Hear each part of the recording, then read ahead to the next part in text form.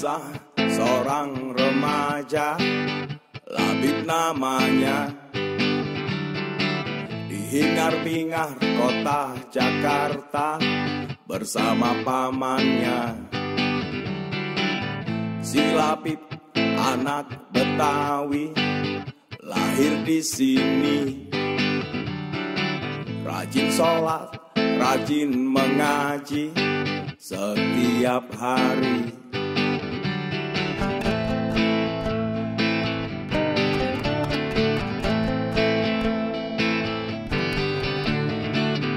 Si Labib hidup mandiri, suka dan duka,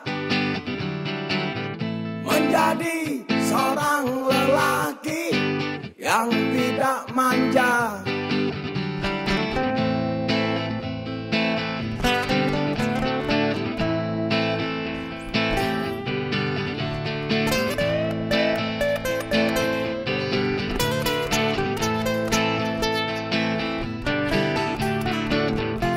Diasuh paman tercinta, Labib mulai ditempa untuk cintai budaya.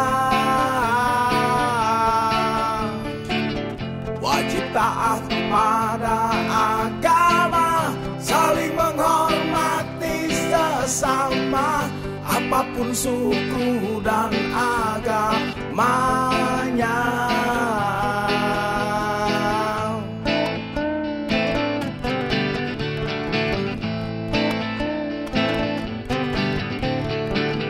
Ini kisah seorang remaja, Labib namanya, di hingar-bingar kota Jakarta, cintai budaya.